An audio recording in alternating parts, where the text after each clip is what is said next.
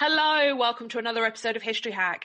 I'm really excited today. I'm always excited. I'm excited because I actually got a friend of mine on board today. We are going to chat loads of World War II stuff. Yay.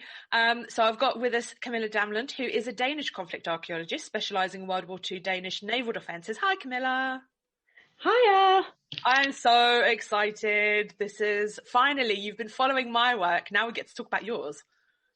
Yeah, which is incredibly nerdy, but let's do it. Oh, I love archaeology. But listen, right, so guys, before we actually got onto this podcast, and I thought we should actually record this, we've been chatting about the difference between conflict versus battlefield archaeology, which kind of falls into my field as well. So military history style kind of thing. I don't know. Talk to us. Camilla, tell me the difference. So the original thing was kind of battlefield archaeology. It is what it sounds like. It's the archaeology of battlefields. But in the last maybe like 20 years, there's been a much wider definition coming out, which is conflict archaeology.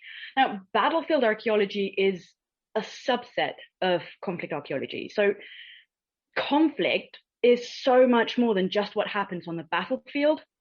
I mean, civilians have an experience of conflict as well, but even B, for soldiers, they're not, the moments they spend on the battlefield are not the be all and end all of their conflict experience. There's this whole lead up to being in battle. There's a whole training scenario. There's living in barracks.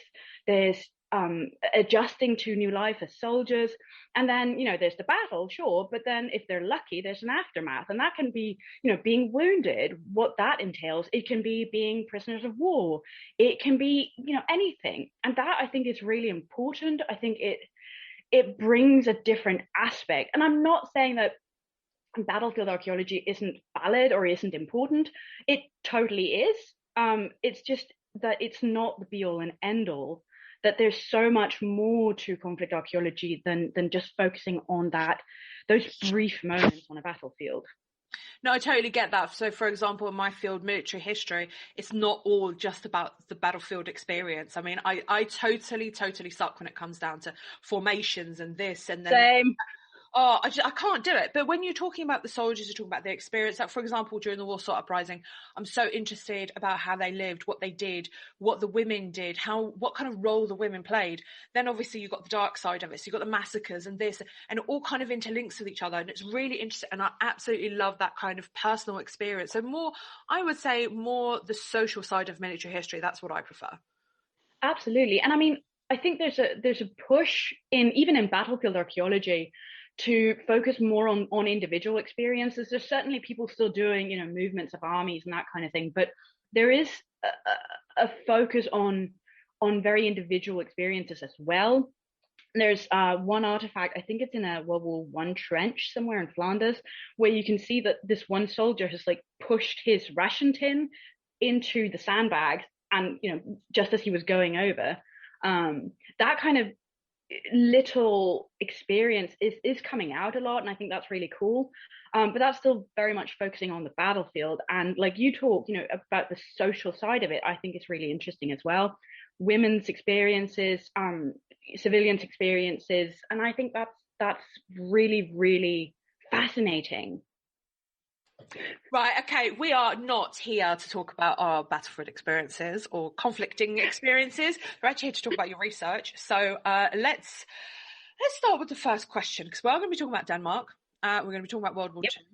So set the scene for us. First of all, when was Denmark invaded, and what did the invasion look like? Well, so Denmark is invaded on April 9th, 1940, as part of Operation Weserübung, which included the simultaneous invasion of Norway too. And the overarching strategy is a simultaneous, efficient attack on numerous targets. And the reason Denmark and Norway, or the Danish and Norwegian governments, are given for the invasion is that it's a protection of these neutral territories against an Anglo-French attack, which, I mean, accurate. But in reality, Norway has important ore, and Denmark, because we share a land border, I mean, we're an important stepping stone to Norway, but because we share a land border with Germany, they also really didn't want the Allies to have a foothold in continental Europe once they'd been routed from France, because that could turn out to be genuinely fatal. It could end up with an invasion. They could, exactly. Right. Okay. So, I'm trying not. I shouldn't laugh in this point because it's not funny. But 2 hours after the invasion, 2 hours. What happens? Yep. Yep, that's when the Danish government capitulates, and it basically accepts an offer of a so-called peaceful occupation. And to understand this, I need to point out that Denmark is spectacularly flat and has really good infrastructure. So this already makes it easier to overrun than somewhere like Norway, which has fjords and mountains and stuff. But in addition to this, the German forces vastly outnumber the entire Danish armed forces at this point. So by like 6 a.m., the Germans have taken several vital points like Copenhagen Harbour, the Storstrøm Bridge, the fortress of Masnedø, which incidentally is the site of the first ever deployment of Fallschirmjäger paratroopers. They've taken important airfields, and basically it's done. Like there's no coming back from this. The spectacularly ill-prepared military forces have been overrun, and the government really at this point sees very little point in prolonging the fight and delaying the inevitable. So this offer of a peaceful occupation is accepted. And what the peaceful occupation means is that the occupation of Denmark will be purely military. So the civilian administration is left in power rather than being overtaken by a German puppet government. And this is really, really important because the Danish wartime experience is very much shaped by this. The German desire to maintain this peaceful occupation means that the Danish government has so much more influence than you see elsewhere in occupied Europe. The general conditions for the people are much better, and as a rule, the occupying forces are not as brutal. Saboteurs are punished by the Danish police force rather than the occupying power, and this means obviously more leniency. And this is also why the Danish Jewish population was essentially left in peace until the end of the cooperation policy in 1943. So we had an extensive resistance network in place by the time we had to smuggle Jews out of the country. That's really interesting. That actually came up on another podcast when we were talking about the British setting up a resistance network. And obviously then I had to compare it to Poland because, well, that's what you do. Poland. Exactly. And it's just really interesting because, again, Poland had to start the resistance network then and there, bang on. They had no time to prepare, no time to get anything ready.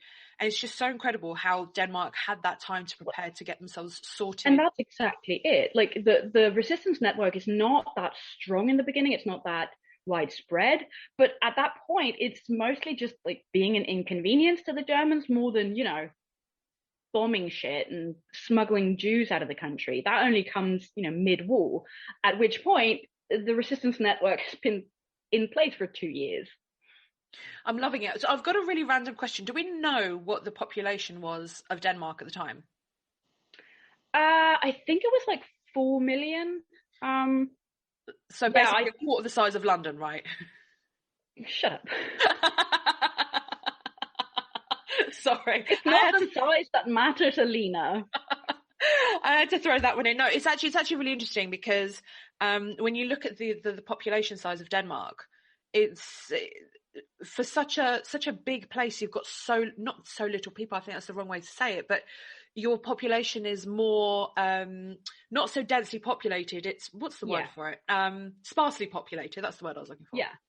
Well, and I mean, I love how you say such a big place because I can drive like 3 hours and then I'm out of my country. Actually, where I live, I drive 1 hour and then I get on a ferry to Germany. But yeah, I mean, we have our urban centers and then everything else is just fields and tiny towns. It's great. So perfect for resistance. Well, absolutely. And I mean, flat ground also means it's easy to drop weapons. Except a lot of the places where the Allies dropped weapons were in Jutland, and there's a lot of bogs there. So if you miss, you just like drown the weapons. It's great. That did genuinely happen. Like, whoops. Yeah, let's not talk about Jutland. Let's move on very quickly away from that. Well, just because your grasp of geography isn't that great? Yeah, that I only found out Jutland was in Denmark, what, oh God, a few months? No, anyway, moving on very swiftly. Let's talk more specifically about your research. So we've got the background, we know what's happening. Denmark is under occupation. Right, let's get to the archaeology stuff. So your research, tell us, first of all, what is the Atlantic Wall and how does that come into all of this? Well, so the Atlantic Wall is this massive defense network which stretched from the Pyrenees on the French-Spanish border to the very northern tip of Norway, basically a defense system protecting the entire western coast of occupied Europe. Some of the structures are in place from the beginning of the war because that makes sense. But the Atlantic Wall as a concept has its nascence in December 41 when Hitler issues Directive 40, demanding this construction of this defense system. He's starting to get worried at this point for several reasons. Firstly, the failure of the Luftwaffe to gain air superiority in the spring and summer of 1940, which means the failure of the planned invasion of Britain. Secondly, the failure to defeat the Soviet Union before the winter of 41, tying up enormous resources on the Eastern Front. And then finally, the entrance of the US into the war in December 41, which gives Britain an ally. So because so much of the machine of war is tied up in the East, Hitler wants to protect the West with a fortification system on which, and I quote, the Allies could batter themselves to destruction, which is total propaganda because it wasn't nearly that indestructible. So let's talk about, well, why is the Atlantic Wall so special in Denmark? Well, this kind of goes back to the peaceful occupation. So because the Germans want to maintain the state of affairs, they're willing to negotiate with the government or just straight up do things differently. And this means that while Organisation Tod was in charge of the construction of the Atlantic Wall in Denmark, as well as elsewhere, instead of using forced labor, like it was the standard throughout most of the rest of Europe, the work in Denmark was contracted out to Danish construction companies. So in Denmark, these structures are a reminder of the war, but they're not connected to this really dark heritage because even though they were built at the behest of the Germans, they weren't built by the Germans and forced labor wasn't used. And they were also never actively used. You know, they were there to protect against an invasion, but that never happened. So there's not really any bloodshed in that sense. And it's not like the occupation of Denmark was known for the blood it shed anyway. Find that really interesting that there was no slave labor used to construct these and it was all done by local workers basically. Yeah, and I mean this is the biggest construction project in Danish history because it employed something like 90 to 100,000 people over the course of the war, and like I said, 4 million people. That's a huge part of the population. And in the beginning, especially before the end of the cooperation policy, this was just a job. After the end of the cooperation policy, it's a little bit more complex, and there's a lot of work being done on collaboration versus cooperation, and when does one become the other. But ultimately, this was a construction project. Okay, so what happens? Well, clearly Denmark isn't invaded. So that's a fail. But what happens in bunkers? Hey. Sorry. Rude? It's okay. Don't worry. Right. Well, no, it's a good thing that Denmark didn't get invaded, isn't it? No, we want to be invaded by the Allies. Hello? We're already invaded by the The RAF are just bombing us. That's all we get out of that. Well, and shipping us weapons, to be fair. Okay, that makes kind of okay. So you want the Allies to get invaded. My God, I can't even talk today. You want the Allies to invade you. You don't get invaded. Mm-hmm. So these bunkers pretty much don't get used. So what actually happens to them after the war? Are they abandoned? They're dismantled? Well, I mean, the Germans leave the country after the capitulation on May 5th, 45, and they're basically either driving or walking back to Germany. And in the beginning, everyone breathes a sigh of relief and they want to just get on with life and get out of the shadow of war. And these bunkers are kind of really obvious leftovers of the war, a blight on the landscape, a reminder of these dark years and so on. And so the initial plan is to blow them up. The problem is bunkers built to withstand a military invasion tend to be kind of hard to blow up. Who knew? Yeah. Um, so about, as early as July 45, there's this suggestion in the press that these bunkers might be used in a musealized way, at least until they can be demolished. And the point there is that the ideal solution is very much to get rid of them, to remove them from the landscape entirely. At this point, the bunkers are, like I said, a blight on the landscape. They're very much just remains from the war, something you want rid of. The idea to open them up to visitors is a secondary idea to make some kind of use of them while they're there anyway. The intention to demolish them is inherent, even in the suggestion of opening them up to the public. It's very much sort of, until we can destroy them. And it's also done from this perspective of like, these are tourist attractions, they're curios. It's not from a belief that there's any inherent value in the bunkers preservationally. But like I said, they proved kind of hard to blow up, so they never did get demolished. And so time passes and they become more and more part of the landscape. And in the 80s and 90s, there's this suggestion from historians that the bunkers might be used to more actively tell the stories of the war. This is still, at this point, kind of a secondary consideration, like, well, since we couldn't get rid of them, let's actually use them for something. So it's still not really an acknowledgement of any preservational value. That part hasn't really changed from the 40s at all, but the audience has. So they're preserved by accident, and now they're useful in framing stories of the war for an audience who didn't live through it. They're not people who might have a curiosity about what the Germans who have, been wandering around their country for 4 years were up to. It's in the 40s, there's this intent of showing the off-limits areas to the Danes. Now it's more of a question of communicating a historical narrative. So the 80s and 90s are where you start to see this shift in the discourse surrounding the bunkers. Getting closer to the 50th anniversary of the war, you see less of this perception of the bunkers as symbols of war, of the evil of the Third Reich, etc. You see more of the pragmatic desire to get something useful out of them.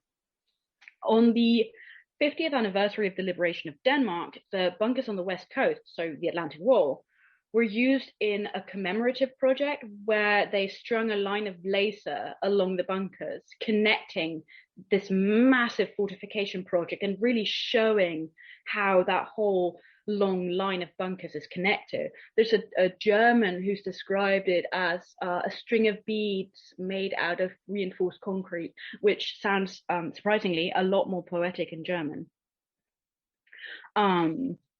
So because the bunkers are some of the only tangible remains from the war here in Denmark, they're an obvious choice for this commemoration, even despite the dark symbolism that some in the 80s and 90s still attributed to them.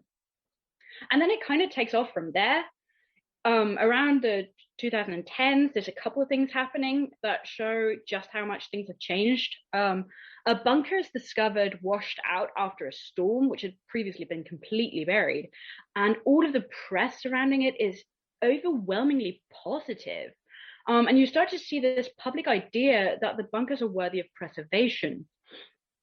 And then in 2013, the Agency for Culture in Denmark decides to demolish about 100 bunkers on the west coast due to health and safety concerns, because water will erode even reinforced concrete, and then you just have like rebar sticking out of it. And given that everyone's just climbing all over them, that tends to be problematic. And the public goes nuts, basically saying that it's negligent of Danish cultural heritage. And I mean, this is despite the fact that there are thousands of bunkers along the coast. But this is just, how can they destroy our cultural heritage, that kind of thing. And the work goes on regardless, because health and safety. But it really does show that shift in the perception of these bunkers from the blight on the landscape to worthy of preservation. And I mean, they've also been at this point ascribed status of worthy of preservation in the Danish cultural canon. I find that so interesting that they actually become part of Danish culture. Mm-hmm.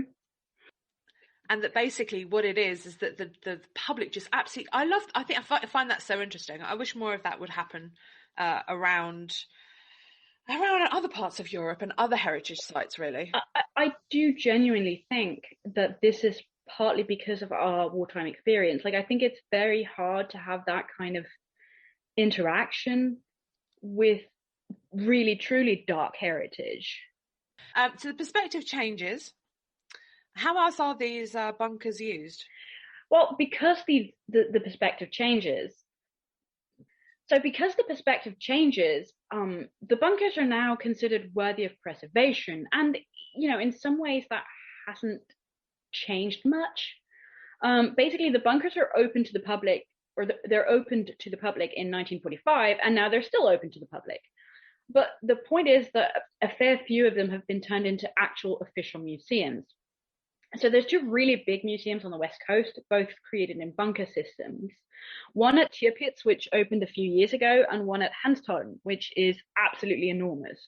The Hanstholm one shows the whole area, the whole local system, and it's built to protect the entrance to the Baltic from the Allies.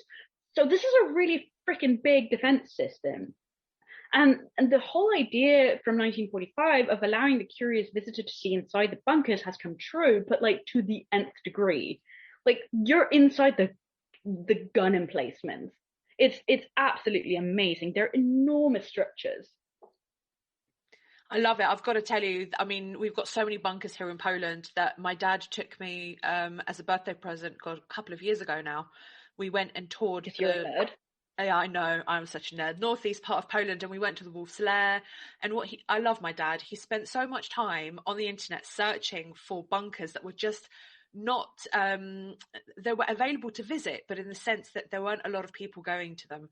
And we spent a week just touring around and looking at bunkers and things. And God, incredible. you have to come visit me. Like, I'll totally take you to the museums, but there are thousands of bunkers here. Like, you just walk into them. I mean, most of them are sanded up, so don't be claustrophobic. But yeah, just go ham. There you go, ladies and gentlemen. If you want to go play with bunkers and you can't find anywhere you live, head towards Denmark. Absolutely. Or you can always give Camilla a shout on Twitter, and I'm sure she'll be happy to help you find various different bunkers. I know for a fact you've gone out there, haven't you? And you've yes, haven't you?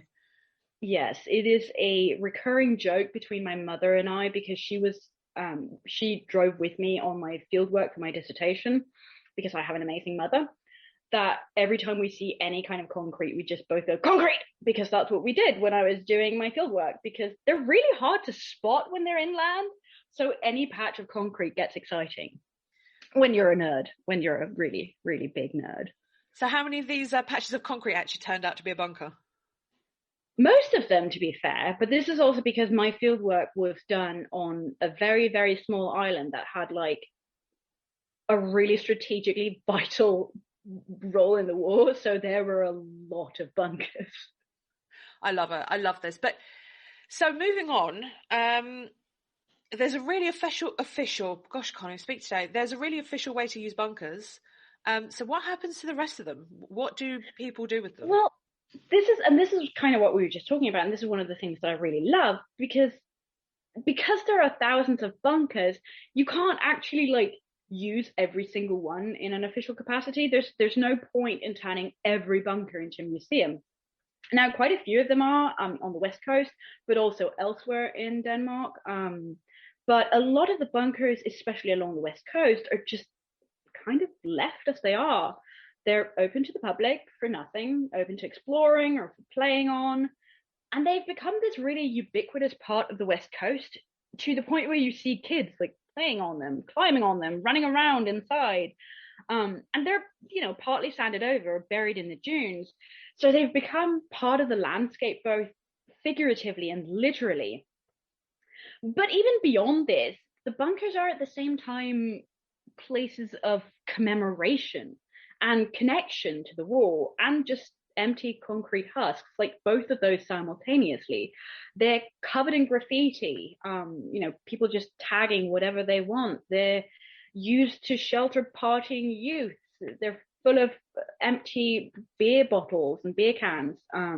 There's remains of bonfires. And they're also used as a framework for narratives of the war, both in the official capacity as museums, but also very much just on a casual level. Anecdotally, certainly you see a bunch of Danish parents telling their kids about the war, but you also see the enormous amount of German visitors that we have on the West Coast each year. And you see them walking around the bunkers. And my German isn't perfect, but it's good enough to pick up on these parents, German parents, using the bunkers as a framework for telling their kids about the war. And I think that's really lovely, especially because in the 80s and 90s, there was this whole argument that it would be important to remove the bunkers because it might make the German tourists feel awkward, which I will say was very quickly shut down because lol, who cares? They should not have built them in the first place then. But you do actually see the Germans interacting with them, and I think that's quite lovely. And also, some of the graffiti that gets left on the bunkers does connect deeply with the war. There's some anti-Nazi or anti-German bits, but there's a lot of messages of peace and reconciliation, like a peace dove, which it's kind of easy, but it's also kind of sweet. The Judeo-Christian symbol for peace and rebuilding after great destruction, and also just the word forgive scrawled in a bunker in English. And I mean, they're quite shallow and quite facile messages, but because of the choice of canvas, they become intrinsically connected to the war. So even though the connection that lived through the war is dying out, and eyewitnesses to this point in history are becoming ever more rare, we connect the memory of the war to the heritage aspect of it through this interaction. And I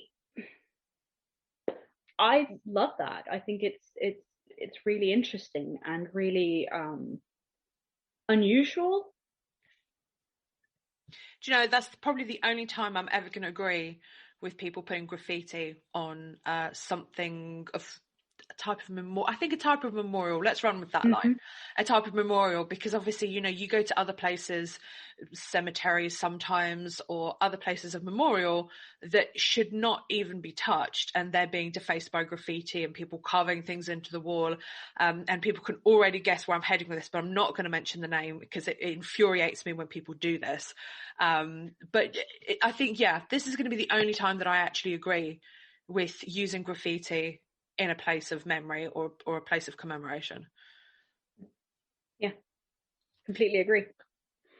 Right, okay. You got to have one of these. Everyone has one of these.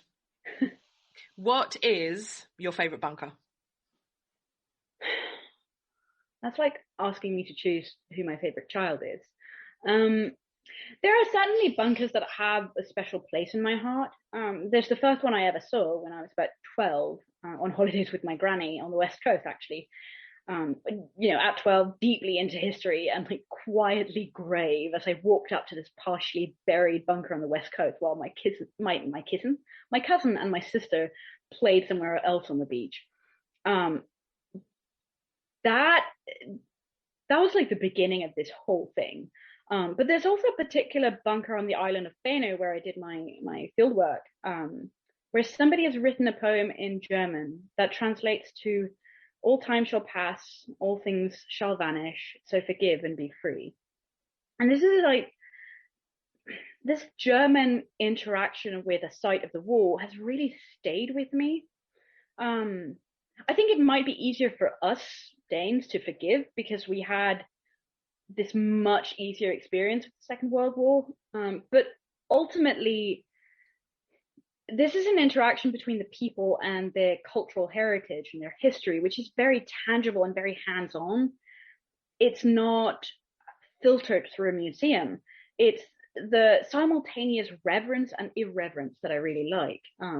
The interaction with the structures as remains from the war, as a framework for the narratives of the occupation, and the way they're just part of the landscape used for graffiti, for parties, for playing on. So I suppose less of a favorite bunker and more of a favorite aspect of the way the bunkers have been sort of assimilated into our heritage. But I do also, if you'll allow me, want to leave you with a story that always gets to me. Go for it. One of the reasons the 50th anniversary of the liberation was commemorated with that line of light along the Atlantic Wall was to bring to mind the moment which was described by a Swedish poet just after the war, of cycling along the coast of Sweden on a spring evening in 1945 and gazing across the Sound to Denmark and seeing the lights go up across the sea for the first time since the occupation. 5 years of darkness and suddenly light as people ripped down their blackout curtains after the German forces had capitulated and let their lights into the streets. And we commemorate this every year on the 4th of May when the capitulation was announced at 8:33 p.m. by lighting candles in our windows. Oh my God, that's actually incredibly beautiful and incredibly poetic. I know, I love it. I think I'm going to have to come to Denmark over the 4th of May and experience that, because that's just incredible. Please do. And I'll take you to all the fun bunkers. Do you know what? A bunker is always fun, and do head over to Poland at some stage, because then we can go and play in the Wolf's Lair, and there's so many different and there's lots of bunkers on the Polish-Slovak and the Polish-Czech borders as well. You know what I like. The downside is you've got to there's no way to get there by car, so you have to hike up a mountain just to get into the bunker. Sorry, you're describing this as a problem. You do realize I hiked across my entire country last year. See, ladies, I mean, to be fair, that's like 10 kilometers, but still. It's a lot more than that. This is what you get when you live on an island in Denmark. Yes. But it's not the smallest island, though, is it? No, it's the biggest of the islands. But an island, nevertheless. It's a peninsula, yes. I live like really close to Sweden. Like literally stone's throw away. Well, not quite, but I live like within an hour of Sweden and actually an hour of Germany. This is my country, okay? It's not big. I love it. Ladies and gentlemen, head towards Denmark, where you're going to find an experience of lovely people, good food, and of course, the most important thing of all, bunkers. So, Camilla, thank you so much for joining us. That was brilliant. Definitely thank you for having me. Come back and talk World War II in the future. Let's do that thing. Like, we will talk about a comparison of the Polish occupation and the Danish occupation. That should be a thing. I love it. That is a plan moving forward. Thank you so much. Thank you. Don't forget that we do exist on Patreon as History Hack and on Patreon as well, which is Podbean's own version. Elena and I have had massive fun doing this in 2020, but life's going to change quite a lot next year and we're going to actually have to go and earn a living, etc. If we want to keep up the regularity that we've been bringing you and the kind of guests that we've been bringing you and the workload, then we will need your help. So if you join, there's going to be incentives for joining on either of those platforms. We're revamping ourselves on both of them. So don't forget to go in. You can do as little as $1 a month and it all goes towards keeping up History Hack as regular as we've been able to bring it to you this year. When our guests join us to talk about their work and their new book, the 45 minutes or so they spend with us is just a taster of all their efforts. So to this end, we have launched our very own bookshop on bookshop.org. where you can find our guests' latest and greatest books. You can support them and you can support History Hack too. 10% of every sale via our bookshop supports the podcast and allows us to keep at it and bring you more amazing guests. You can find our bookshop at bookshop.org/shop/hack history, or just search on bookshop.org for us under the shops bit. Thank you for your continued support, and here's to your next great